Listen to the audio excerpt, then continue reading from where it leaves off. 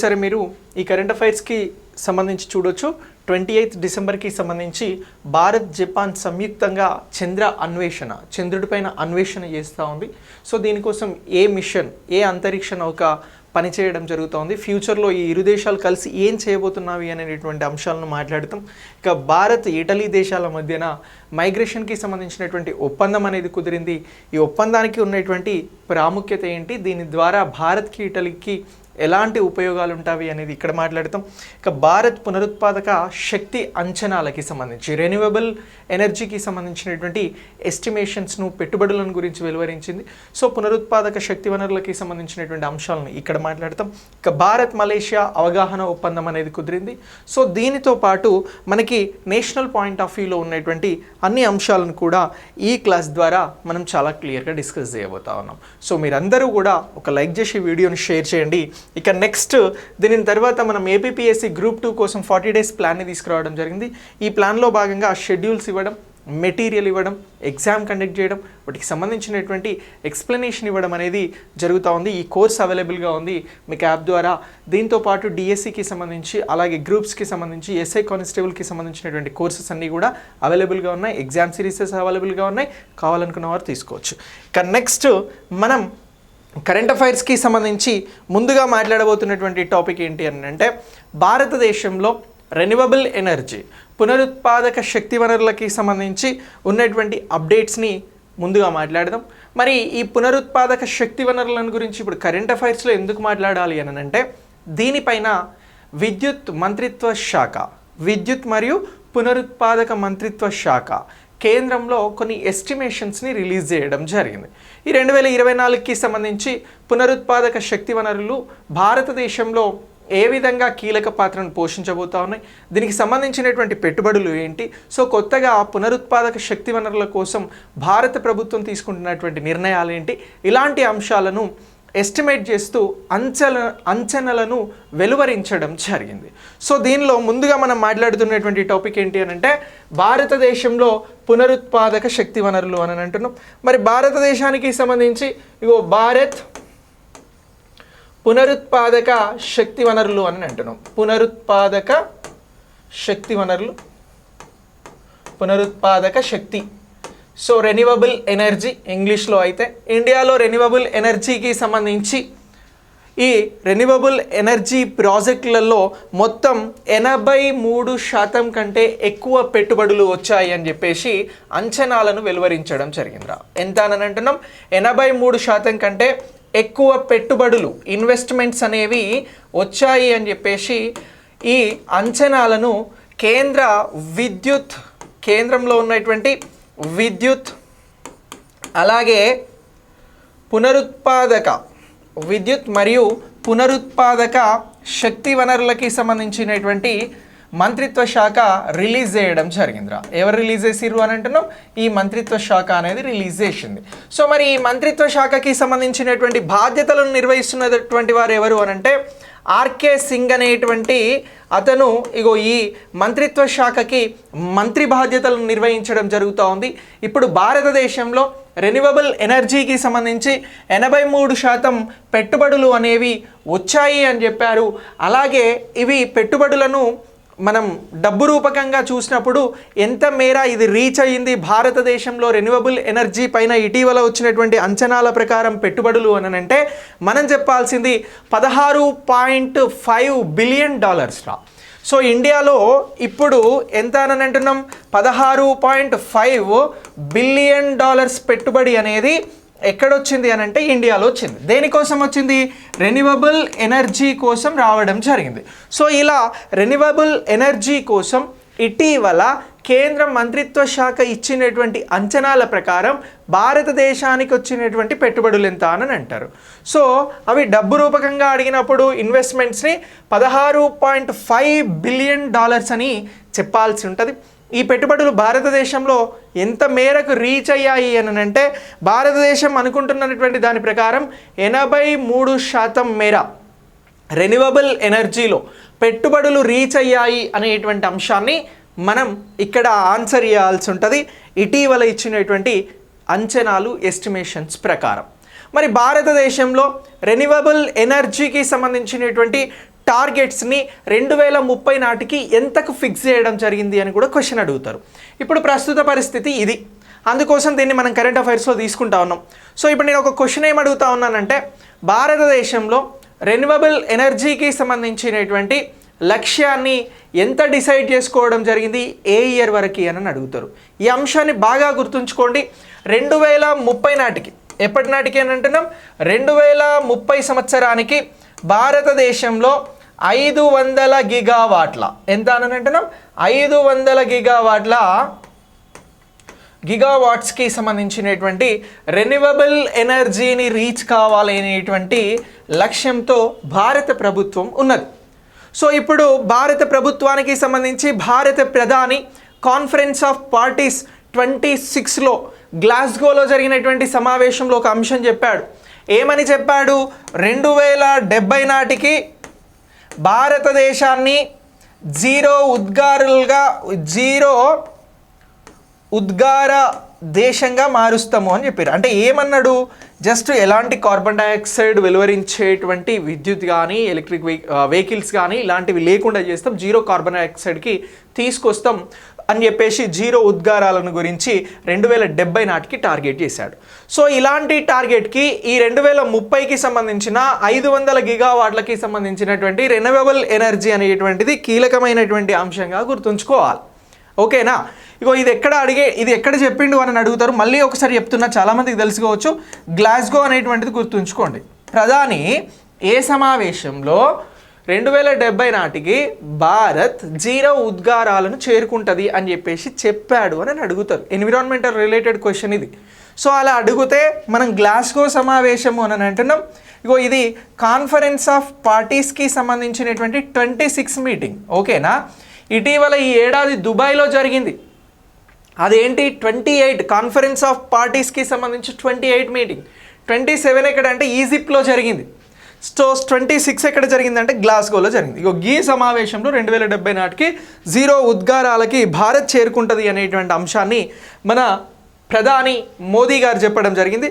అలాంటి అంశాన్ని బలపరిచేటువంటి అంశమే మనం మాట్లాడుతున్నటువంటి టాపిక్, పునరుత్పాదక ఇంధన వనరులకి సంబంధించినటువంటి ఎస్టిమేషన్కి సంబంధించినటువంటి ప్రస్తుత డాటా. సో ఇలా ఈ సామర్థ్యాన్ని చేరుకున్నట్లయితే, అంటే భారత ప్రభుత్వం 2030 నాటికి 500 గిగావాట్ల విద్యుత్ని చేరుకున్నట్లయితే, ప్రస్తుతం అలాగే 2030 నాటికి భారతదేశానికి ఉండేటువంటి విద్యుత్ అవసరాలు రెన్యూవబుల్ ఎనర్జీ ద్వారా 50% తీర్చబడతవి అని కూడా ఈ ఎస్టిమేషన్స్లో చెప్పడం జరుగుతూ ఉంది. ఎప్పటికీ 2030 నాటికి ఇగో ఏదైతే భారత ప్రభుత్వం 500 గిగావాట్లకి సంబంధించినటువంటి రెన్యూవబుల్ ఎనర్జీని సాధించగలిగితే భారతదేశానికి ఉండేటువంటి విద్యుత్ అవసరాలు 50% తీర్చబడతాయి రెన్యూవబుల్ ఎనర్జీగా అనేటువంటి అంశాన్ని కూడా మనం ఇక్కడ చాలా క్లియర్గా గుర్తుంచుకోవాల్సి ఉంటుంది. సో ఈ పాయింట్ ఆఫ్ వ్యూలో ఈ అంశం కూడా వెరీ వెరీ ఇంపార్టెంట్. మనం ఇప్పటివరకు చెప్పినటువంటి అన్ని అంశాలను స్టేట్మెంట్స్గా తీసుకొని మనల్ని క్వశ్చన్స్ అడగడానికి అవకాశం ఉంటుంది. అలా అడిగితే ఆన్సర్ అనేది ఈ విధంగా ఇక్కడ ఉన్నటువంటి అంశాలను గుర్తుంచుకోగలిగితే చేయగలుగుతాం. ఇక రెన్యూవబుల్ ఎనర్జీకి సంబంధించి భారత్ ప్రస్తుతం ఎన్నవ స్థానంలో ఉన్నది అని చెప్పేసి ఎక్కడైనా క్వశ్చన్ వచ్చింది అనుకోండి, 4వ స్థానంలో ఉన్నది అనేటువంటి అంశాన్ని కూడా మీరు గుర్తుంచుకోండి. Very very important. రెన్యూవబుల్ ఎనర్జీకి సంబంధించి భారతదేశం ఎన్నవ స్థానంలో ఉన్నది అని అంటే 4వ స్థానంలో ఉన్నది. ఇదే పునరుత్పాదక ఇంధన వనరులకి సంబంధించి ప్రపంచంలో ప్రస్తుతం భారతదేశానికి సంబంధించినటువంటి స్థానంగా ఇక్కడ వెలువరించడం జరిగింది. ఇలా ఈ అంశాన్ని కూడా మనం ఎగ్జామినేషన్ పాయింట్ ఆఫ్ వ్యూలో గుర్తించాల్సి ఉంటుంది. అయితే ఇక్కడ ఇంకొక ఇంట్రెస్టింగ్ క్వశ్చన్ అడుగుతారు. క్వశ్చన్ ఏమని అడుగుతారు అని అంటే, ప్రపంచంలోనే అతిపెద్ద రెన్యూవబుల్ ఎనర్జీగా భారతదేశం మారడానికి భారత ప్రభుత్వం చేపట్టినటువంటి కార్యక్రమం ఏమిటి అని అడుగుతారు. ఎనీబడి, ఎవరైనా చెప్పగలిగితే మీ ఆన్సర్ని కమెంట్ బాక్స్లో పోస్ట్ చేయండి. నేను ఏమని అడుగుతున్నా, భారత్ అనేది రెన్యూవబుల్ ఎనర్జీ లేదా పునరుత్పాదక శక్తి వనరులలో ప్రపంచంలోనే అతిపెద్ద ప్రణాళికతో ముందుకెళ్తా ఉంది. ఈ ప్రణాళికకి వారు పెట్టుకున్నటువంటి పేరేమిటి అని చెప్పేసి అడుగుతారు. అడిగితే మీరు అందరూ కూడా ఆన్సర్ చేయాలి కదా, చేసే ప్రయత్నం చేయండి. మీకు తెలిసిన అంశాన్ని మీరు ఒక్కసారి ఆన్సర్లో పోస్ట్ చేయండి. సో రెన్యూవబుల్ ఎనర్జీకి సంబంధించి భారత ప్రభుత్వం అతిపెద్ద విస్తరణతో ముందుకెళ్తున్నటువంటి ప్రణాళికకి ఏమని పేరును పెట్టడం జరిగింది అని ఎక్కడైనా క్వశ్చన్ వస్తే మీరందరూ కూడా చెప్పాల్సినటువంటి ఆన్సర్ పంచామృతం. ఏమని అంటున్నాం? పంచామృతం అనేటువంటి కాన్సెప్ట్తో భారత ప్రభుత్వం రెన్యూవబుల్ ఎనర్జీని విస్తరించేందుకోసం ఒక కార్యక్రమాన్ని ప్రకటించడం జరిగింది. ఇది దేనికోసం వచ్చినటువంటిది అని అంటే రెన్యూవబుల్ ఎనర్జీకి సంబంధించినటువంటి అంశానికి సంబంధించి దీని విస్తరణ కోసం తీసుకొచ్చినటువంటి అంశంగా గుర్తుంచుకోవాల్సి ఉంటుంది. ఇలా పంచామృతానికి సంబంధించినటువంటి అంశం భారత ప్రభుత్వం తీసుకున్నటువంటి ఒక కార్యక్రమం. వెరీ వెరీ ఇంపార్టెంట్, దీని మీద క్వశ్చన్ వస్తుంది. ఓకే, సో ఇలా ఈ రెన్యూవబుల్స్ ఎనర్జీకి సంబంధించినటువంటి అంశాన్ని మనం అప్డేట్ అవ్వాల్సి ఉంటుంది. ఓకేనా? మరి ఈ పునరుత్పాదక శక్తి వనరులకి సంబంధించి ప్రస్తుతం భారతదేశం ఎన్ని విధాలుగా పునరుత్పాదక శక్తి వనరులను పొందుతూ ఉంది అని అడుగుతాడు. పునరుత్పాదక శక్తి వనరులు రెన్యూవబుల్ ఎనర్జీకి సంబంధించి ఎన్ని రకాలుగా పునరుత్పాదక శక్తి వనరులు ప్రస్తుతం భారతదేశానికి అందుతూ ఉన్నాయి అని క్వశ్చన్ అడుగుతారు. ఎన్ని రకాలు? ఆప్షన్స్ ఇస్తా, చెప్పండి. 6 రకాలు, 8 రకాలు, 10 రకాలు, 12 రకాలు. ఎన్ని రకాలుగా భారత ప్రభుత్వం రెన్యూవబుల్ ఎనర్జీకి సంబంధించినటువంటి సోర్సెస్ని క్రియేట్ చేసి విద్యుత్ని ఉత్పత్తి చేయడం జరుగుతూ ఉంది, పవర్ని ఉత్పత్తి చేయడం జరుగుతూ ఉంది, శక్తిని ఉత్పత్తి చేయడం జరుగుతూ ఉంది అని నేను ఒక క్వశ్చన్ అడిగినా ఈ క్వశ్చన్కి సంబంధించి రైట్ ఆన్సర్ ఏంటంటే 8 రకాలురా. దీని మీద కూడా క్వశ్చన్ వస్తుంది. క్వశ్చన్ అడగాలనుకుంటే ఎట్లనైనా అడగవచ్చు. చూడండి, అంటే మనం క్వశ్చన్ ఫ్రేమింగ్స్ చేసుకుంటూ మన కరెంట్ అఫైర్స్ని మనం ఇక్కడ చదవడం జరుగుతూ ఉంది, నేర్చుకోవడం జరుగుతూ ఉంది. ఇది రివిజన్ పాయింట్ ఆఫ్ వ్యూలో బాగా ఉపయోగపడుతుంది ఇట్లా క్వశ్చన్స్ వేసుకొని చదువుకోగలిగితే. సో ఇప్పుడు రెన్యూవబుల్ ఎనర్జీకి సంబంధించినటువంటి టైప్స్ లేదా సోర్సెస్ భారత ప్రభుత్వానికి ఎన్ని ఉన్నవి అని అంటే 8 ఉన్నవి అని చెప్పేసి మీరందరూ కూడా ఆన్సర్ చేయాల్సి ఉంటుందిరా. మరి ఆ 8 ఏంటి గుర్తించండి అని కూడా క్వశ్చన్ అడుగుతాడు కదా. అలా క్వశ్చన్ అడిగినప్పుడు ఆ 8 ఏంటి అనేటువంటి అంశాన్ని చాలా క్లియర్గా చెప్పాలి అని అంటే, సో ఒకటి పవన శక్తి అని అంటున్నాం రా. ఏ శక్తి అని అంటున్నాం? పవన శక్తి. ఓకే, ఒకటి పవన శక్తి అని అంటున్నాం, రైట్.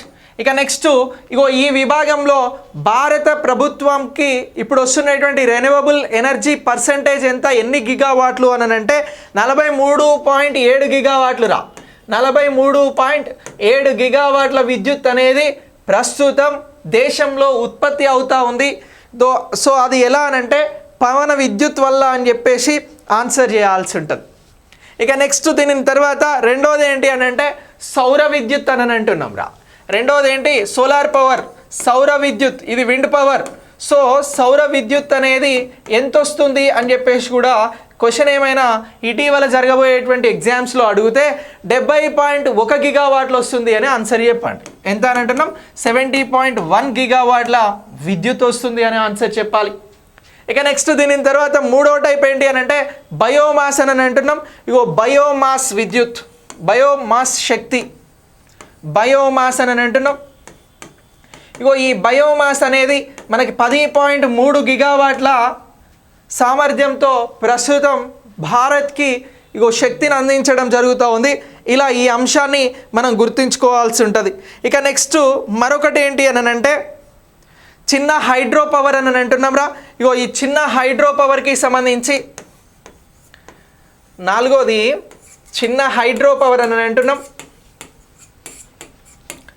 సో ఈ చిన్న హైడ్రో పవర్ ద్వారా ప్రస్తుతం వస్తున్నటువంటి విద్యుత్ ఎంత అని అంటే 4.94 గిగావాట్లు రా. 4.94 గిగావాట్లు అనేటువంటి అంశాన్ని గుర్తుంచుకోండి. ఇక నెక్స్ట్ వేస్ట్ టు ఎనర్జీ అని అంటున్నాం. ఈ వేస్ట్ టు ఎనర్జీ ఎంత వస్తుంది అని అంటే 0.5 వేస్ట్ టు ఎనర్జీ రా.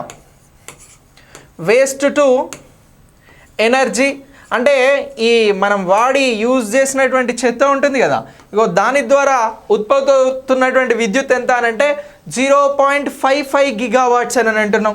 0.55 గిగావాట్స్ అని అంటున్నాం. ఇక నెక్స్ట్ దీని తర్వాత ఆరోది ఏంటి అని అంటే పెద్ద హైడ్రోకి సంబంధించినటువంటి ఎనర్జీ అని అంటున్నాం. ఈ హైడ్రోకి సంబంధించినటువంటి ఎనర్జీలో వస్తున్నది ఎంత అని అంటే 46.8 రా, 85. ఇక నెక్స్ట్ 6th వన్ పెద్ద హైడ్రో ఎనర్జీ అని అంటున్నాం. ఇగో ఈ పెద్ద హైడ్రో ఎనర్జీ ఎంత వస్తుంది అని అంటే మనకి 46.85 గిగావాట్లు 46.85 గిగావాట్లు రావడం జరుగుతూ ఉంది. ఒక చిన్న చేంజ్, ఇగో నేను చిన్న మిస్టేక్ చెప్పిన, ఇది 8 కాదురా 6 రైటు, నేనే చిన్న మిస్టేక్ చెప్పిన 6 అని చెప్పేసి అప్డేట్ చేసుకోండి. ఓకే, సో ఇలా 6 రకాలుగా పునరుత్పాదక శక్తి వనరులకి సంబంధించినటువంటి అంశాలను మనం గుర్తుంచుకోవాల్సి ఉంటుంది.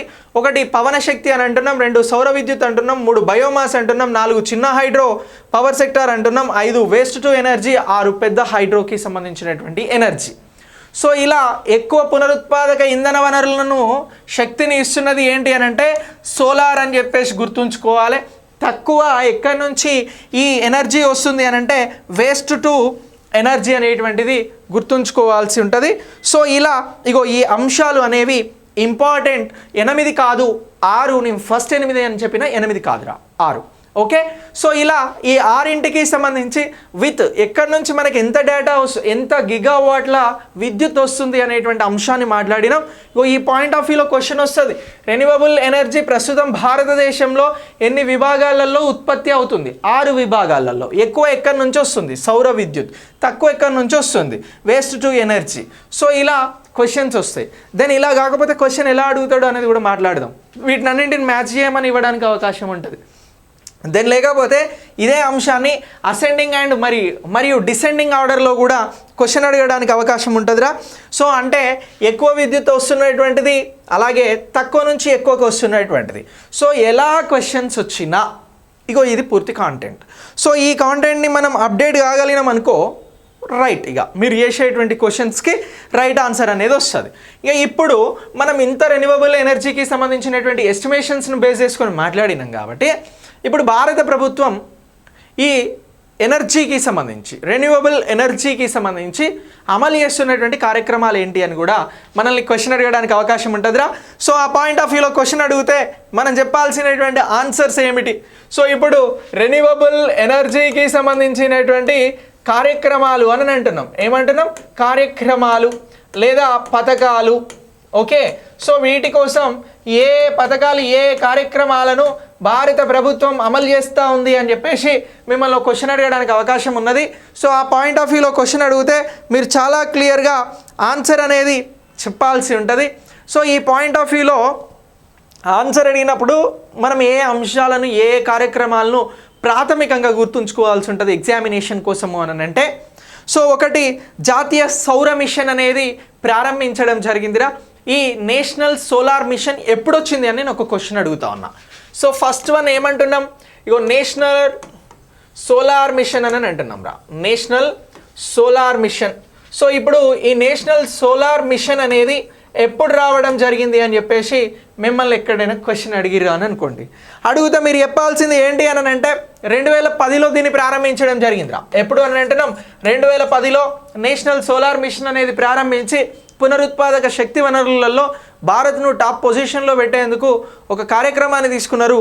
గదే ఈ కార్యక్రమం. ఇగో ఇది మనం గుర్తుంచుకోవాలి. ఎప్పుడు ప్రారంభమైంది అని అంటే 2010లో అని చెప్పేసి ఆన్సర్ చేయాల్సి ఉంటుందిరా. Okay, right, very good. ఇక నెక్స్ట్ దీని తర్వాత మరొక కార్యక్రమం ఏంటి అని అంటే ప్రధానమంత్రి కిసాన్ ఊర్జా ఏవం ఉత్థాన్ మహా అభియాన్. ఓకేనా? సో మరొక కార్యక్రమం కూడా ఉన్నది ఈ ఎనర్జీకి సంబంధించి. ప్రధానమంత్రి, ఇంకో సింపుల్గా పిఎం అని రాస్తున్న, ప్రధాన్ మంత్రి కిసాన్ ఊర్జా సురక్ష, కిసాన్ ఊర్జా సురక్ష అని అంటున్నాం. ఇగో ఇది ఒక కార్యక్రమం ఉన్నది. ఇది దేనికి సంబంధించింది అని అంటే పునరుత్పాదక శక్తి వనరుల కోసం తీసుకొచ్చినటువంటి కార్యక్రమంగా గుర్తుంచుకోవాలి. సో ఇలా ఇగో ఈ కార్యక్రమాన్ని కూడా భారత ప్రభుత్వం ఈ పునరుత్పాదక శక్తి వనరుల కోసం తీసుకొచ్చినటువంటి కార్యక్రమం. ఇక నెక్స్ట్ మరొకటి ఏంటి అని అంటే అటల్ జ్యోతి యోజన. ఇగో రిలేటెడ్ టు అటల్ జ్యోతి యోజన అని అంటున్నాం. ఇగో ఈ కార్యక్రమం ఎందుకు వచ్చింది అని అంటే ఇది కూడా పునరుత్పాదక శక్తి వనరులకి రిలేటెడ్గా ఉన్నటువంటి కార్యక్రమం అని గుర్తుంచుకోవాలి. ఇక నెక్స్ట్ సోలార్ పార్క్ పథకం అనేటువంటిది ఒకటి తీసుకురావడం జరిగిందిరా. మరొకటి ఏమంటున్నాం? సోలార్ పార్క్ పథకము అని అంటున్నాం. ఇగో ఈ సోలార్ పార్క్ పథకం అనేది కూడా ఎందుకు రావడం జరిగింది అని అంటే పునరుత్పాదక శక్తి వనరులను పెంపొందించేందుకు భారత్ ప్రభుత్వం ప్రారంభించినటువంటి కార్యక్రమంగా గుర్తుంచుకోవాలి. ఇక నెక్స్ట్ గ్రీన్ ఎనర్జీ కారిడార్ని తీసుకురావడం జరిగిందిరా. మరొకటి ఏమంటున్నాం కార్యక్రమం గ్రీన్ ఎనర్జీ కారిడార్ అని అంటున్నాం. ఇగో ఈ కార్యక్రమానికి కూడా భారత ప్రభుత్వం పునరుత్పాదక శక్తి వనరుల కోసం రెన్యూవబుల్ ఎనర్జీ కోసం తీసుకురావడం జరిగింది. ఇక నెక్స్ట్ ఏంటి అని అంటే ఇంటర్నేషనల్ సోలార్ అలయన్స్ రా. ఇంటర్నేషనల్ సోలార్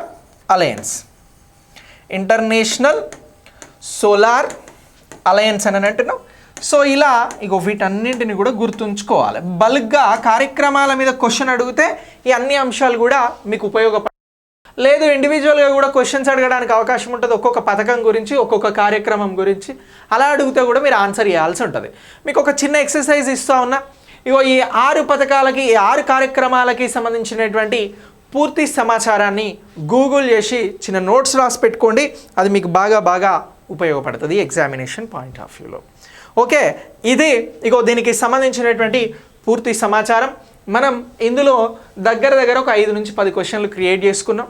సో ఇది దేనికోసం మనం కరెంట్ అఫైర్స్లో తీసుకున్నాము అని అంటే విద్యుత్ మంత్రిత్వ శాఖ ఇటీవల దీనికి సంబంధించినటువంటి అంచనాలను ఇచ్చింది పెట్టుబడులకి సంబంధించి. 2024కి సంబంధించి ఇది మొత్తం 83% వరకు ఇప్పటి వరకు భారతదేశంలో రెన్యూవబుల్ ఎనర్జీకి సంబంధించినటువంటి పెట్టుబడుల శాతాన్ని పొందినాం. $16.5 బిలియన్ సంబంధించినటువంటి పెట్టుబడులు రెన్యూవబుల్ ఎనర్జీలో వచ్చినాయి. 2030 కల్లా భారతదేశంలో 500 గిగావాట్ల రెన్యూవబుల్ ఎనర్జీని ప్రొడ్యూస్ చేయాలనుకుంటున్నారు. అలాగే ప్రపంచంలోనే రెన్యూవబుల్ ఎనర్జీని మరింత ఎక్కువగా భారత్ ప్రణాళిక చేసి ముందుకు తీసుకువెళ్లేందుకు పంచామృతం అనేటువంటి కార్యక్రమాన్ని ప్రారంభించింది. సో రెన్యూవబుల్ ఎనర్జీకి సంబంధించి ప్రస్తుతం ప్రధానంగా ఒక 6 రకాలుగా రెన్యూవబుల్ ఎనర్జీని పొందడం జరుగుతూ ఉంది. అందులో సోలార్ ఎనర్జీ అనేది ఎక్కువ పొందుతూ ఉన్నాం. వేస్ట్ టు ఎనర్జీ అనేటువంటిది చాలా తక్కువ మొత్తంలో ఇప్పటివరకు ఉత్పత్తి అవుతూ ఉంది భారతదేశంలో. సో మరి ఈ రెన్యూవబుల్ ఎనర్జీకి సంబంధించినటువంటి కార్యక్రమాలు ఏంటి అని అంటే ఒక 6 రకాల కార్యక్రమాలను మాట్లాడినాం. సో 6 రకాల కార్యక్రమాలు 6 రకాలైనటువంటి రెన్యూవబుల్ ఎనర్జీకి సంబంధించినటువంటి ఉత్పత్తులను గుర్తుపెట్టుకోండి. ఏ విధంగా క్వశ్చన్ అడిగినా మనం ఇక్కడ ఆన్సర్ చేయగలుగుతాం. ఇక భారతదేశం రెన్యూవబుల్ ఎనర్జీలో ప్రస్తుతం ఉన్నటువంటి పొజిషన్ ఎంత అని అంటే 4 అని అంటున్నాం. ఆ సంఖ్యను కూడా మీరు ఇక్కడ గుర్తుంచుకోండి. సో ఇలా ఇది మనకు very important examination point of వ్యూలో. ఎక్కడ వస్తుంది సార్ ఇది ఎగ్జామ్లో అని అంటే ఎన్విరాన్మెంట్ పాయింట్ ఆఫ్ వ్యూలో క్వశ్చన్ అడగడానికి అవకాశం ఉంటుంది. అలాగే ఈ రెన్యూవబుల్ ఎనర్జీకి సంబంధించినటువంటి అంశం అనేది చాలా ప్రయారిటీ అంశంగా మీకు ప్రీవియస్ ఎగ్జామ్స్లలో కూడా కనబడుతుంది. సో ఆ పాయింట్ ఆఫ్ వ్యూలో క్వశ్చన్ అడిగినప్పుడు ఇది ఫ్యూచర్లో మనకు 1 మార్క్ ఇచ్చేటువంటి అంశం. ఓకే, సో ఇలా ఇగో ఈ టాపిక్ మొత్తాన్ని కూడా మీరు అప్డేట్ చేసుకున్నారు, అప్డేట్ అయ్యారు. అడిషనల్గా ఈ 6 పథకాల మీద 6 కార్యక్రమాల మీద మీరు వర్క్ చేయండి.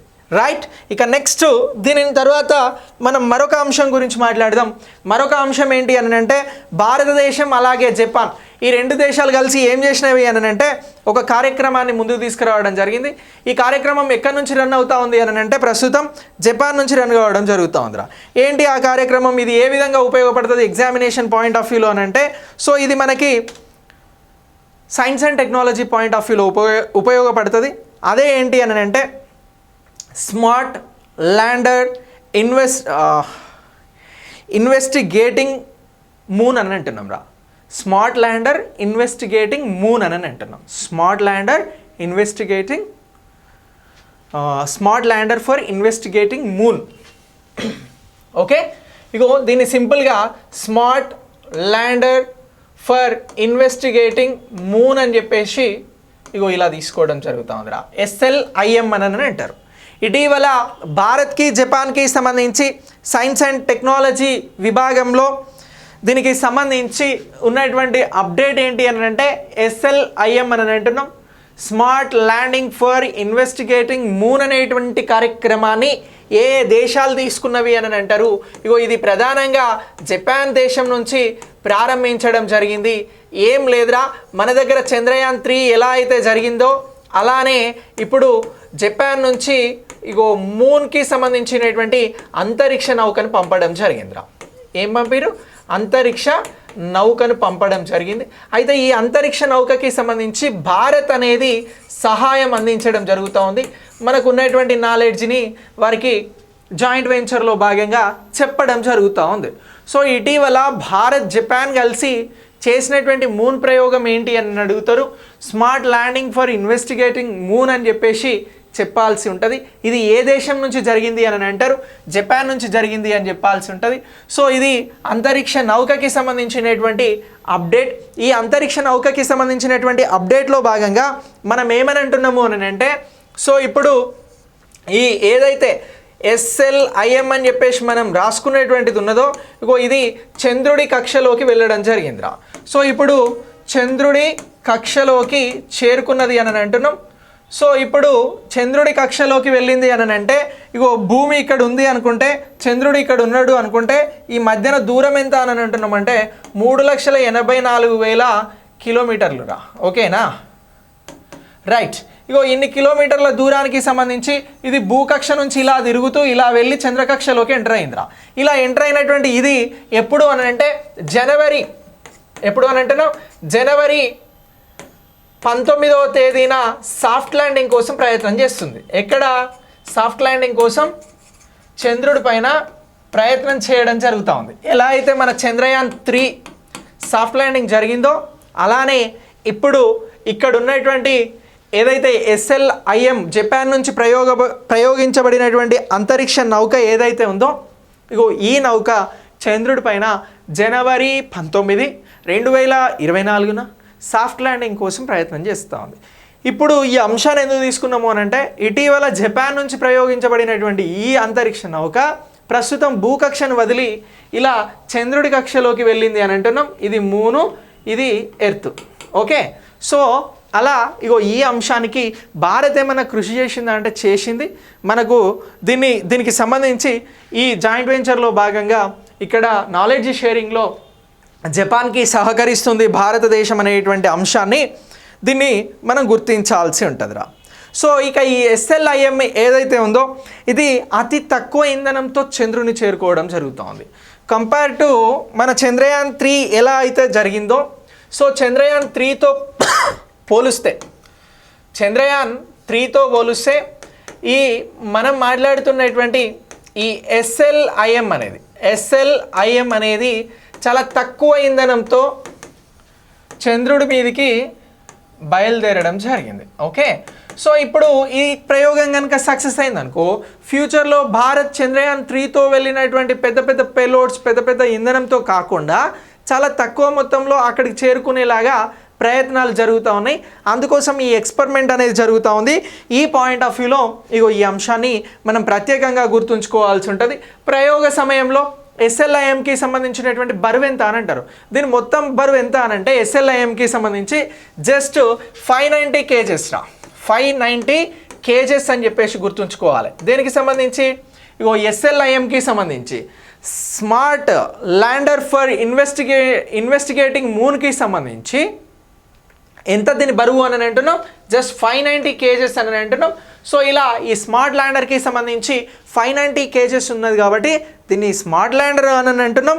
అలాగే ఇది ఎందుకోసం పనిచేయబోతుంది అని అంటే మూన్ ఇన్వెస్టిగేషన్ కోసం పనిచేయబోతుంది అని అంటున్నాం. మరి మూన్ పైన ఇది ఏ అంశాలపైన ఫోకస్డ్గా ఇన్వెస్టిగేషన్ చేస్తుంది అని అంటే, ఒకటి మూన్కి సంబంధించినటువంటి అన్వేషణ, 2 ఉష్ణోగ్రత, 3 రేడియేషన్కి సంబంధించినటువంటి అంశాలపైన, అలాగే మూన్కి సంబంధించినటువంటి మాంటిల్ భూమి మూన్ పొరలకి సంబంధించి సో ఇలాంటి అంశాలపైన ఇది పనిచేస్తుంది. ఇప్పుడు స్మార్ట్ ల్యాండర్కి సంబంధించి స్మార్ట్ ల్యాండర్ జపాన్ ప్రయోగించినటువంటి స్మార్ట్ ల్యాండర్ అనేది చంద్రుడి పైన ఏ అంశాలపైన ఫోకస్ చేస్తుంది అని ఒక క్వశ్చన్ అడగడానికి అవకాశం ఉంటుంది. సో అలా అడిగింది అనుకోండి, ఒక 4 అంశాలను గుర్తుంచుకోవాలి. దేనికి సంబంధించి, మూన్కి సంబంధించి. సో ఒకటి ఏమంటున్నాము అని అంటే అన్వేషణ అని అంటున్నాం. ఏ అన్వేషణ అని అంటే మళ్ళీ మీరు భానుప్రియ సినిమా అనుకోనేరు, కాదు, అన్వేషణ అనేది మూన్ పైన జరగబోతా ఉంది. ఇక రెండోది ఏంటి అని అంటే ఉష్ణోగ్రతలకి సంబంధించినటువంటి అంశం, టెంపరేచర్స్, చంద్రుడి పైన ఉష్ణోగ్రతల పైన ఇది స్టడీ చేయబోతా ఉంది. అలాగే దీంతో పాటు రేడియేషన్కి సంబంధించినటువంటి అంశాలు ఏమంటున్నాం, రేడియేషన్కి సంబంధించినటువంటి అంశాలు రేడియేషన్కి సంబంధించినటువంటి అంశాలపైన ఇది పని చేయబోతా ఉంది. ఇక నెక్స్ట్ దీంతో పాటు లాస్ట్ వన్ ఏమంటున్నామనంటే మూన్ మాంటిల్కి సంబంధించినటువంటి అంశాలపైన ఇది ఫోకస్ చేయబోతుంది అని గుర్తుంచుకోవాలరా. దీనిపైన మూన్ మాంటిల్ పైన కూడా ఇది వర్క్ చేయబోతా ఉంది. ఇది స్మార్ట్ ల్యాండర్కి సంబంధించినటువంటి అంశంగా మీరు గుర్తుంచుకోండి ఎగ్జామినేషన్ పాయింట్ ఆఫ్ వ్యూలో. అయితే భవిష్యత్తులో భారతదేశం చంద్రయాన్ 4 అనేటువంటి కార్యక్రమాన్ని నిర్వహించబోతుంది. ఏ కార్యక్రమము అని అంటున్నాం? చంద్రయాన్ 4 అనేటువంటిది. దానికోసం ఇప్పుడు చేపట్టినటువంటి ఈ జపాన్ ద్వారా చేపట్టినటువంటి smart lander for investigating moon అనేటువంటి కార్యక్రమం ఉపయోగపడుతుంది. దేనికోసం? చంద్రయాన్ 4 కోసం అని అంటున్నాం. ఇక అలాగే భారత్ను జపాన్ కలిసి మరొక కార్యక్రమాన్ని చంద్రుడి మీద అన్వేషణ కోసం ప్రారంభించబోతా ఉన్నారు. అది 2026లో జరగబోతా ఉంది. ఆ కార్యక్రమం పేరేమిటి అని అడుగుతారా. మిమ్మల్ని అడిగిన అనుకోండి, lunar exploration, lunar polar exploration అని గుర్తుంచుకోండిరా. సో ఇప్పుడు మనం ఒక ఇంట్రెస్టింగ్ ఫ్యాక్ట్ చెప్తా ఉన్నాం. 2026లో భారత్ అండ్ జపాన్ ఎవరెవరు అని అంటున్నాం? భారత్ జపాన్ కలిసి ఏం చేయబోతా ఉన్నవి అని అంటే మూన్కి సంబంధించినటువంటి ఎక్స్ప్లోరేషన్ చేయబోతా ఉన్నాయి. సో ఇలా చేసేటువంటి ఎక్స్ప్లోరేషన్కి సంబంధించి దీని పేరేమని అంటున్నాము అంటే లూనార్ పోలార్ ఎక్స్ప్లోరేషన్ అని చెప్పేసి గుర్తుంచుకోండి. ఏమని అంటున్నాం? లూనార్ పోలార్ ఎక్స్ప్లోరేషన్ అనేటువంటి అంశాన్ని గుర్తుంచుకోండి. సో ఇది ఎవరెవరు చేయబోతున్నారు అని అంటే భారత్ జపాన్ చేయబోతా ఉంది. ఏ ఇయర్లో చేయబోతుంది అని అంటే 2026 సంవత్సరంలో చేయబోతుంది అని గుర్తుంచుకోండి. సో లూనార్ పోలార్ ఎక్స్ప్లోరేషన్ 2026లో ఏ దేశాల మధ్యన జరిగినటువంటి ఒప్పందం ప్రకారం జరగబోతుంది అని అంటారు. మనం టక్కీమని భారత్ జపాన్ అని ఆన్సర్ చేయాల్సి ఉంటుంది. కొంచెం నెమ్మదిగా చేసిన పర్లేదు కానీ రైట్ ఆన్సర్ అయితే ఇదే. ఓకేనా? సో ఇలా ఈ లూనార్ పోలార్ ఎక్స్ప్లోరేషన్కి సంబంధించి దీన్నే ఇంగ్లీష్లో ఇట్లా కూడా అడుగుతారు, LU పోలార్ ఎక్స్ప్లోరేషన్ ఇలా కూడా అడుగుతారు. LUPEX అనేటువంటి కార్యక్రమం దేనికి సంబంధించి? సైన్స్ అండ్ టెక్నాలజీకి సంబంధించి. ఇది దేనికోసం తీసుకున్నటువంటి కార్యక్రమం? చంద్రుడి కోసం తీసుకున్నటువంటి కార్యక్రమం. సో ఈ చంద్రుడికి సంబంధించినటువంటి ఈ కార్యక్రమము ఏ దేశాలు కలిసి తీసుకుంటున్నాయి? భారత్ జపాన్ కలిసి తీసుకుంటున్నాయి. ఏ ఇయర్లో తీసుకుంటున్నాయి? 2026లో తీసుకుంటున్నాయి. సో ఇలా గుర్తుంచుకుంటే మనకి బాగా ఎగ్జామ్కి పనికొస్తుంది. ఓకేనా? సో ఇలా దీనికి సంబంధించి మీరందరూ కూడా గుర్తుంచుకోండి. రైట్. సో ఇది ఈ స్మార్ట్ ల్యాండర్ ఫర్ ఇన్వెస్టిగేటింగ్ మూన్కి సంబంధించినటువంటి అంశం. సో ఇది ఏ దేశం నిర్వహించింది ఇటీవల అని అంటే ఈ అంతరిక్ష నౌకను జపాన్ నిర్వహించింది. దీనికి భారత్ సహకారం అందిస్తూ ఉంది. జపాన్ ఈ కార్యక్రమంలో భాగంగా మూన్పై సాఫ్ట్ ల్యాండింగ్ కాబోతుంది. సాఫ్ట్ ల్యాండింగ్ అయిన తర్వాత మూన్ని ఎక్స్ప్లోర్ చేయడం, అన్వేషించడం, అలాగే దానికి సంబంధించి ఉష్ణోగ్రతలు, టెంపరేచర్స్ చూడడం, దాంతోపాటు రేడియేషన్ అంశాలలో కొన్ని అంశాలను కీలకంగా టెస్ట్ చేయడం, అలాగే దాంతోపాటు మూన్ మాంటిల్ అంటే మూన్కి సంబంధించినటువంటి భూ పొరలు ఏవైతే ఉంటాయో, మన భూమి మీద పొరలు ఎలా అయితే ఉన్నాయో అలాంటి పొరలను ఇది ఎక్స్ప్లోర్ చేయబోతా ఉంది. అతి తక్కువ బరువుతో దీన్ని ప్రయోగించడం జరిగింది. జస్ట్ 590 kgsతో ఉన్నటువంటి బరువుతో ఇది స్టార్ట్ అయ్యి ఇటీవల ఇది భూకక్షను వదిలి చంద్రుడి కక్షలోకి వెళ్ళింది. తక్కువ ఇంధనంతో వెళ్ళడం జరిగింది. వెళ్ళినటువంటి ఇది 19 జనవరి 2024న అన్ని సక్రమంగా కుదిరితే సాఫ్ట్ ల్యాండింగ్ అవుతుంది. సో ఇలా భారత్కి జపాన్కి సంబంధించి సైన్స్ అండ్ టెక్నాలజీలో వెరీ ఇంపార్టెంట్. రైట్. ఇక నెక్స్ట్ దీని తర్వాత మనం మరొక కార్యక్రమం గురించి మాట్లాడదాం. మరొక కార్యక్రమం ఏంటి అని అంటే భారత్ ఇటలీకి సంబంధించినటువంటి మైగ్రేషన్ ఒప్పందం రా. ఈ మైగ్రేషన్ ఒప్పందంకి ప్రస్తుతం ఏం జరిగింది అని అంటే క్యాబినెట్ ఒప్పందం జరిగింది, క్యాబినెట్ ఆమోదం జరిగింది. భారతదేశంలో అత్యున్నత నిర్ణయాలన్నీ కూడా ఎవరు తీసుకుంటారు అని అంటే క్యాబినెట్ తీసుకుంటుందిరా. ఇగో భారత్ ఇటలీ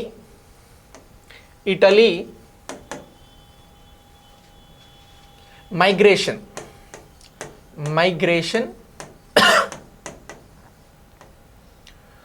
ఒప్పందం.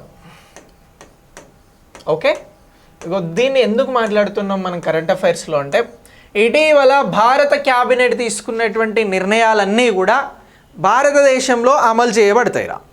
క్యాబినెట్ నిర్ణయం తీసుకున్నది అని అంటే అత్యున్నత నిర్ణయమే. నేను చాలా సందర్భాలలో చాలా క్లాసులలో చెప్పిన, భారతదేశంలో అయితే అత్యున్నత నిర్ణయాలు తీసుకునేది కేంద్ర క్యాబినెట్, రాష్ట్రంలోనైతే అత్యున్నత నిర్ణయాలు తీసుకునేది రాష్ట్ర క్యాబినెట్, అంటే మంత్రులు ముఖ్యమంత్రి రాష్ట్రంలో. కేంద్రంలో అయితే మంత్రులు, కేంద్ర మంత్రులు, ప్రధానమంత్రి కలిసి నిర్ణయాలు తీసుకుంటారు.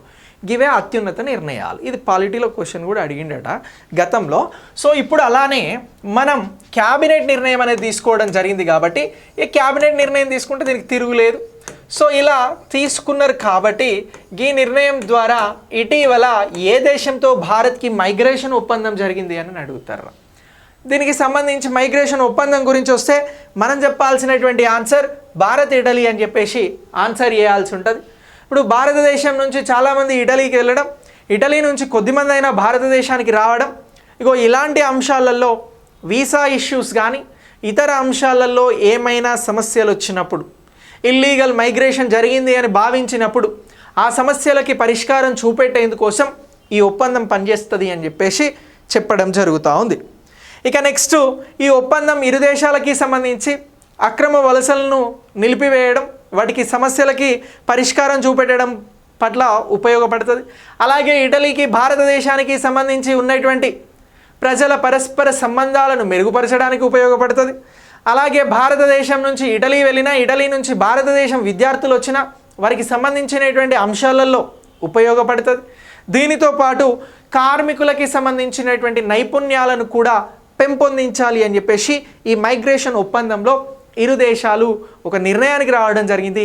ఇలా నిర్ణయం తీసుకున్నటువంటి ఈ అంశాలకి సంబంధించే క్యాబినెట్ ఆమోదం తెలిపింది అనేటువంటి అంశాన్ని మనం అందరం కూడా గుర్తుంచుకోవాలి. ముఖ్యంగా చాలామంది ఉన్నత విద్యల కోసం ఈ భారత్ నుంచి ముఖ్యంగా ఇటలీకి వెళ్ళినప్పుడు ఈ ఒప్పందంలో భాగంగా వారికి సంబంధించినటువంటి పోస్ట్ స్టడీ అవకాశాలను కల్పించడం జరుగుతూ ఉందిరా. ఏ అవకాశాలను కల్పించడం జరుగుతూ ఉంది? Post study. సో ఇలా ఈ అవకాశాలకి సంబంధించి దీన్ని ఈ ఒప్పందంలో పేర్కొనడం జరిగింది. ఇక నెక్స్ట్ దీంతో పాటు మరొక అంశం ఏమిటి అని అంటే, ఎవరైతే విద్యార్థులు చదువును ఇటలీలో పూర్తి చేసుకున్న తర్వాత వారికి ఒక 12 నెలల పాటు, అంటే 1 సంవత్సర కాలం పాటు వసతిని ఏర్పాటు చేసుకునేందుకు, వారు అక్కడ ఉండేందుకోసం ఎలాంటి ఇబ్బందులు ఉండవు అని చెప్పేసి ఈ ఒప్పందం ఇటలీ భారత్ మధ్యన చేసుకున్నట్లు చెప్పడం జరుగుతూ ఉంది. సో ఇలా ఇటీవల జరిగినటువంటి ఇటలీ భారత్కి సంబంధించినటువంటి మైగ్రేషన్ ఒప్పందం యొక్క ఉద్దేశాలను చెప్పండి అని అంటే, ఇప్పటివరకు నేను చెప్పిన అన్ని అంశాలు కూడా ఉద్దేశాలలో భాగంగా కీలకంగా ఉంటాయి. సో ఇలా ఈ ఉద్దేశాలకి సంబంధించినటువంటి అంశం గురించి మీరందరూ ఎగ్జామినేషన్ పాయింట్ ఆఫ్ వ్యూలో అప్డేట్ అవ్వాల్సి ఉంటుంది. కీలకమైనటువంటి క్యాబినెట్ నిర్ణయాలు ఇక్కడ మనం మాట్లాడుతున్నాం. క్యాబినెట్ నిర్ణయాలలో మైగ్రేషన్తో ఒప్పందం చేసుకున్నాం. మైగ్రేషన్ విషయంలో ఒప్పందం ఏ దేశంతో జరుగుతూ ఉంది అని అంటే ఇటలీతో జరుగుతూ ఉంది భారత్కి అనేటువంటి అంశాన్ని మీరు చాలా క్లియర్గా గుర్తుంచుకోండి. ఇంటర్నేషనల్ పాయింట్ ఆఫ్ వ్యూలో, ఇంటర్నేషనల్ రిలేషన్స్ పాయింట్ ఆఫ్ వ్యూలో ఈ topic very very important. International relations అని మిమ్మల్ని కరెంట్ అఫైర్స్ కింద ఒక లైన్లో అడుగుతారు. సో దాంట్లో ఇలాంటి క్వశ్చన్స్ రావడానికి అవకాశం ఉంటుంది. కరెంట్ అఫైర్స్లో ఇంటర్నేషనల్ ఇష్యూస్ ఎలాగుంటాయి ఆ పాయింట్ ఆఫ్ వ్యూలో ఇది ఇంపార్టెంట్. పాలిటీ పాయింట్ ఆఫ్ వ్యూలో క్యాబినెట్ నిర్ణయం కాబట్టి ఇంపార్టెంట్. సో ఎలా చూసుకున్నా ఇది ఇంపార్టెంట్ అనేటువంటి అంశాన్ని మీరందరూ కూడా గుర్తుంచుకోవాలిరా. ఇక ఇదే క్యాబినెట్ మరొక అంశానికి ఆమోదం తెలిపింది. అదేంటి అని అంటే, న్యూజిలాండ్లో ఆక్లాండ్ అనేటువంటిది ఒక ప్రాంతం ఉందిరా. ఈ న్యూజిలాండ్ ఆక్లాండ్లో భారత్కి సంబంధించినటువంటి కాన్సులేట్ జనరల్, అంటే మనం ఏమంటాము అని అంటే, వేరే వేరే దేశాలకి మన దేశంలో హౌసెస్ ఉంటాయి కదరా. సో గల కాన్సులేట్ జనరల్ని ఏర్పాటు చేసుకునడానికి క్యాబినెట్ ఆమోదం అనేది వచ్చింది. ఇక మరొక క్యాబినెట్ ఆమోదం ఇక్కడే చెప్తా ఉన్నా. అదేంటి అని అంటే, న్యూజిలాండ్కి సంబంధించినటువంటి దేశంలో ఆక్లాండ్ అనేటువంటి ఒక ప్రాంతం ఉంది. ఇగో ఈ ఆక్లాండ్లో భారత్కి సంబంధించినటువంటి కాన్సులేట్ జనరల్ని ఏర్పాటు చేస్తూ ఉన్నారు. ఓకే, సో ఇప్పుడు ఈ కాన్సులేట్ జనరల్ ఏర్పాటు చేయడం వెనుక ముఖ్యమైనటువంటి ఉద్దేశం ఏంటి అని అంటే, భారత్కి సంబంధించినటువంటి దౌత్య పరమైనటువంటి అంశాలలో భారత్ని మరింత స్ట్రాంగ్ చేసేందుకోసమే ఈ కాన్సులేట్ జనరల్ని ఏర్పాటు చేస్తున్నాము అని చెప్పారు. మన దేశం నుంచి విదేశీ వ్యవహారాలను ఫాలోఅప్ చేస్తున్నటువంటి కేంద్ర మంత్రి ఎవరు అని అంటే ఎస్ జయశంకర్ గారు. సో ఆయన పరిధిలో ఈ కాన్సులేట్ జనరల్ అనేటువంటిది పనిచేస్తుంది. సో ఈ కాన్సులేట్ జనరల్ ఇటీవల భారత క్యాబినెట్లో జరిగినటువంటి నిర్ణయం ప్రకారం ఏ దేశంలో ఏర్పాటు చేస్తున్నారు అని అడుగుతారు క్వశ్చన్. అడిగితే మీరంతా కూడా ఏం చెప్పాలి అని అంటే దీనికి సంబంధించి న్యూజిలాండ్లో ఉన్నటువంటి ఆక్లాండ్లో ఈ కాన్సులేట్ జనరల్ రాబోతూ ఉంది. ఇది భారత్కి సంబంధించినటువంటి దౌత్య సంబంధాలను మరింత మెరుగుపరిచేందుకు ఉపయోగపడుతుంది. అలా న్యూజిలాండ్లో ఉన్నటువంటి ఆక్లాండ్లో ఉన్నటువంటి భారత ప్రజలకి సంబంధించినటువంటి అంశాలు ఎవరైతే ఇక్కడ నుంచి అక్కడికి మైగ్రేషన్ అయ్యి అక్కడ పనిచేస్తూ ఉంటారో వారికి సంబంధించి కూడా ఉపయోగపడుతుంది, భారతీయులకు సంబంధించి అని చెప్పేసి మీరు అందరూ కూడా గుర్తుంచుకోవాల్సి ఉంటుంది. Right, very good Sai.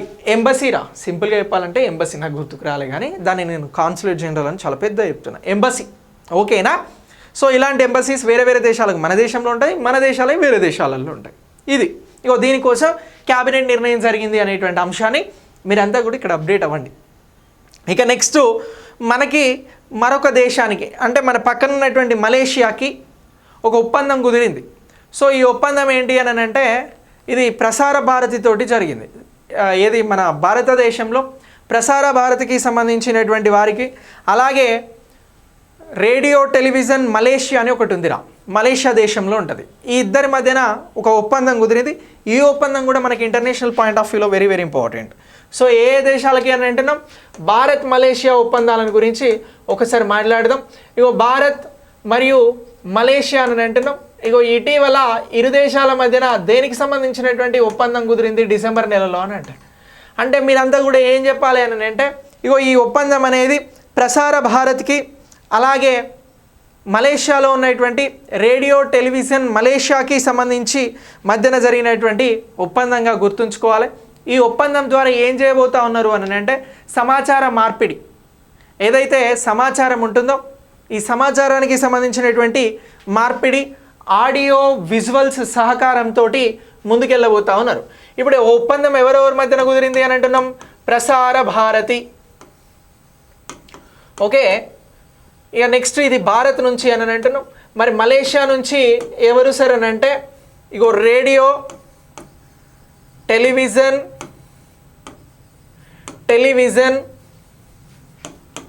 Malaysia అని అంటున్నాం. ఇది మలేషియాకి సంబంధించినటువంటిది. సో ఈ ఇద్దరి మధ్యన ఒప్పందం కుదిరింది. ఎందుకోసం కుదిరింది అని అంటున్నాం, సమాచార మార్పిడి. మీ దేశంలో ఏమున్నాయి వార్తలు, మా దేశంలో ఏమున్నాయి, ఇవి ప్రపంచ దేశాలకు ఎలా ఉపయోగపడుతుంది అనేటువంటి సమాచార మార్పిడి కోసం ఈ ఒప్పందం అనేది కుదిరింది. అలాగే నెక్స్ట్ ఆడియో అలాగే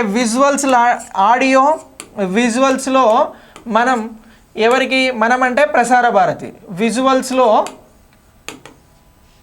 ఏం చేస్తారు అని అంటే సహకారం అందిస్తారు మలేషియాకి సంబంధించి. సో ఇలా ఇగో ఈ అంశాన్ని మనం అప్డేట్ అవ్వాల్సి ఉంటుంది. సో దీనికి సంబంధించి ఇగో ఇదంతా కూడా ముఖ్యమైనటువంటి అంశం. భారత్ మలేషియా మధ్యన ఇటీవల జరిగిన ఒప్పందం ఏంటి అని అంటే సమాచార మార్పిడికి సంబంధించిన ఒప్పందం అని చెప్పాలి. ఇక నెక్స్ట్ ఈ ఒప్పందానికి సంబంధించి ఆడియో విజువల్స్కి సంబంధించినటువంటి అంశాలలో ప్రసార భారతి రేడియో టెలివిజన్ మలేషియాకి ఉపయోగపడుతుంది అని చెప్పాలి. ఈ అంశాన్ని గుర్తుంచుకోండి. ఓకే, ఇక నెక్స్ట్ దీని తర్వాత మనం తాన్సేన్కి సంబంధించినటువంటి అంశాన్ని మాట్లాడదాం. ఇగో ఇది కల్చరల్ పాయింట్ ఆఫ్ వ్యూలో, Guinness book of records point of వ్యూలో very very important Tansen. So Tansen festival అనేది ఇటీవల ఎక్కడ జరిగింది అని అడుగుతారు. వెరీ సింపుల్ క్వశ్చన్, నాకు తెలిసి మీరు కూడా అప్డేట్ అయ్యి ఉంటారు, మీరు ఈజీగా చెప్పగలుగుతారు. తాన్సేన్ అనేటువంటి ఫెస్టివల్ లేదా పండుగ గురించి మనం మాట్లాడుతున్నాం. సో తాన్సేన్ రాగం ఇది అని కిరవని సినిమా పాటలో ఉంటుందిరా. ఓకే, ఇగో ఈ తాన్సేన్ అనే అతను ఎవరు? ఫస్ట్ నేను ఒక క్వశ్చన్ అడుగుతా ఉన్నా, మిమ్మల్ని ఇప్పటి వరకు క్వశ్చన్ అడగలే కదా, ఒక క్వశ్చన్ అడుగుతా ఉన్నాను. తాన్సేన్ అనే అతను ఏ చక్రవర్తి సభలో ఆస్థాన కవిగా లేకపోతే ఆస్థానంలో పనిచేసేవారు అని అంటున్నాం. ఇక ఈయన ఎవరు అని అంటే సంగీతకారుడు, స్వరకర్త. ఓకే, సో ఆయనే తాన్సేన్. ఈ తాన్సేన్కి సంబంధించి నేను ఒక క్వశ్చన్ అడుగుతా ఉన్నా, ఎంతమంది రైట్ ఆన్సర్ చేస్తారు అనేది నేను చూస్తా. ఈయన ఏ చక్రవర్తికి సంబంధించినటువంటి సభలో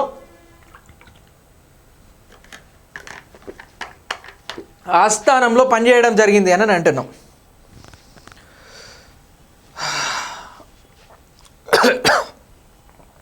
రైట్,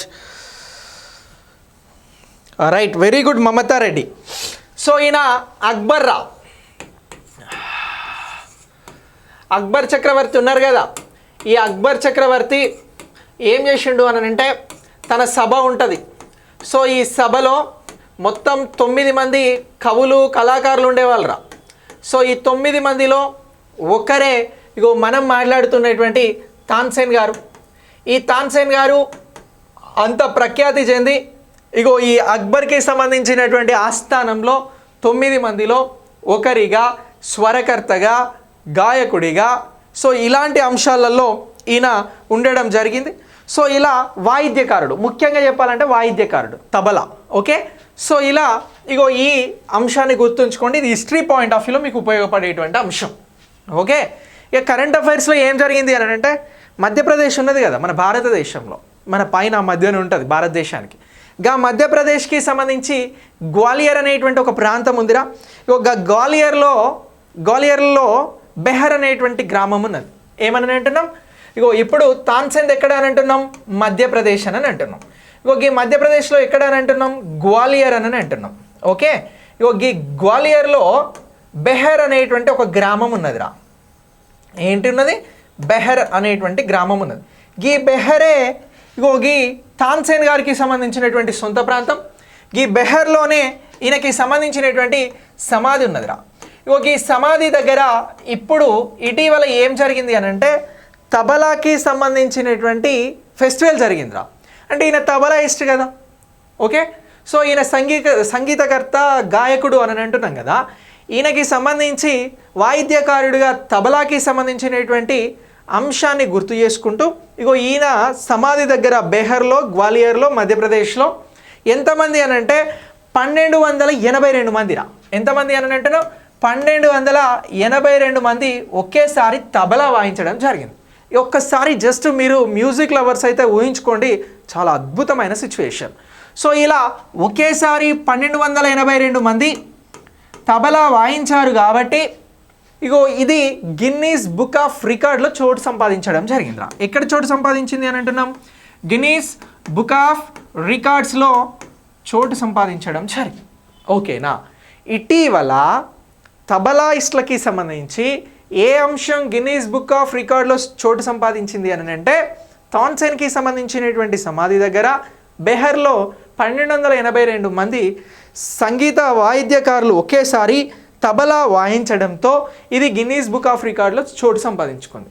సో ఇలా గిన్నీస్ బుక్ ఆఫ్ రికార్డ్లో చోటు సంపాదించుకుంటే ఇప్పుడు మన ప్రైమ్ మినిస్టర్ వచ్చి తనకి సంబంధించినటువంటి ఎక్స్లో అంటే ఒకప్పటి ట్విట్టర్లో ఒక పోస్ట్ పెట్టడం జరిగింది, వీరినందరినీ కూడా అభినందిస్తూ మీరు గొప్ప రికార్డ్ని సాధించారు అని చెప్పేసి ప్రైమ్ మినిస్టర్ గారు ఒక పోస్ట్ పెడుతూ వీరిని అభినందించడం జరిగింది. సో ఇలా ఈ అంశాన్ని గుర్తుంచుకోవాలి. ఎందుకోసం గుర్తుంచుకోవాలి అని అంటే గిన్నీస్ బుక్ ఆఫ్ రికార్డ్లో తబలాయిస్ట్లకి సంబంధించి ఒకేసారి ఎక్కువ మంది అంటే 1282 మంది ఇక్కడ తబలా వాయించడం జరిగింది. అది తాన్సేన్ గారికి అంకితం చేయడం జరిగింది. ఈ తాన్సేన్ అనేవారు ఒకప్పుడు మధ్యయుగ భారతదేశ చరిత్రలో అక్బర్ చక్రవర్తి కాలంలో 9 మంది ఆస్థాన కవులలో ఒకరిగా పనిచేయడం జరిగింది. ఇలా ఇగో ఈ అంశం అనేది మనకు వెరీ వెరీ ఇంపార్టెంట్. ఓకే, ఇది culture and Guinness book of రికార్డ్స్కి సంబంధించినటువంటి పాయింట్ ఆఫ్ వ్యూలో మనం అందరం కూడా గుర్తించాల్సి ఉంటుంది. ఓకే, సో ఇలా ఇగో ఈ అంశాన్ని మీరు ఎగ్జామినేషన్ పాయింట్ ఆఫ్ వ్యూలో క్వశ్చన్ వస్తే ఆన్సర్ చేయండిరా. ఓకే, ఇగో ఇది నేను ఈరోజు మీకు అందిస్తున్నటువంటి కరెంట్ అఫైర్స్.